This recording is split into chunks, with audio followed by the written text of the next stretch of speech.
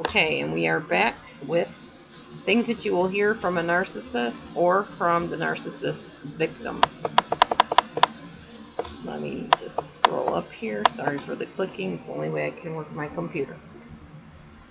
She constantly told me about how other women were hoes and only wanted guys for their money. Again, we find out it was her she was telling on. The narcissistic woman or man will point out the flaws in others. In fact, they can really see the flaws in other people. The problem is they may have the same issues, but they can't see it in themselves. Next, he went on and on about how much it cost him to get me the gift. It isn't anything close to what I'm into at all. In fact, it's more like something he would enjoy.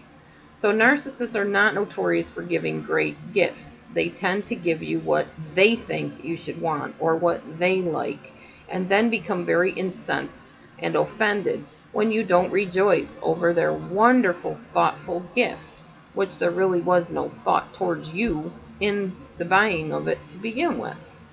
Another statement: after all we've done for you, or after all I've done for you.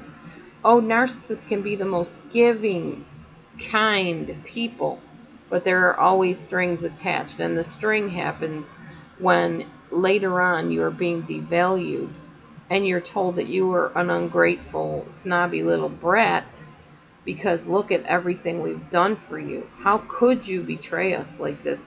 How could you suspect us? How could you accuse us of being narcissists, for instance? Look at everything we bought you. We went, bent over backwards. We added on, more time on our work schedule to save up and buy you that. And look at you. You're just so ungrateful. We'll never do anything for you again. After everything we did, look at you should feel so guilty for not appreciating. You're just unappreciative. That's what you are. You're unappreciative. You're ungrateful. You don't notice anything good we do for you. And you know that that's not the case at all, but that's what they're trying to accuse you of. And they make you try to think that that's the case. Now, all of this being said, what I'm coming to realize is with many of the people that I've counseled, well, not counseled, we'll say coached recently, some of them actually may be narcissists themselves, or maybe both of them were like a regular narcissist and an inverted narcissist, or a overt and covert narcissist together. But one of them doesn't see, or maybe both of them, that they are narcissists. That gets to be a really sticky, tricky situation.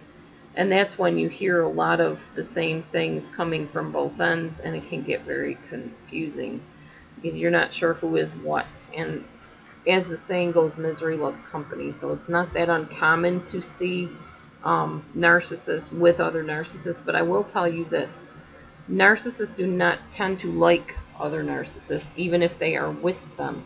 There's always a one-upmanship. There's always a competition, and that's the other thing with narcissists is they're never happy, and they're always competing to have more and better and bigger. And even if they don't have it, they puff themselves up to seem like they've arrived and they have all these things that they want to have. Narcissists are very different types of people, I guess you could say. They don't think with normal wiring. They think only of where can I get my next narcissistic supply fix? Who can I get it from? Who will stick with me the longest so I don't have to keep going out and doing this again? I need to fill this need to be adored. And if this person can't do it, I need to find somebody quick who can.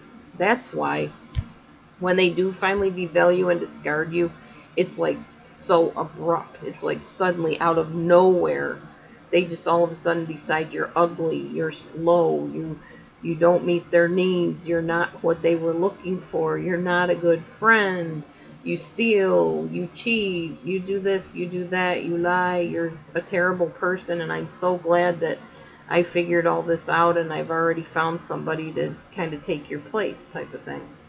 They do that really quickly and really abruptly and unexpectedly because they have to hurry up and get you out of there so they can get the next supply source in, so that they're feeding.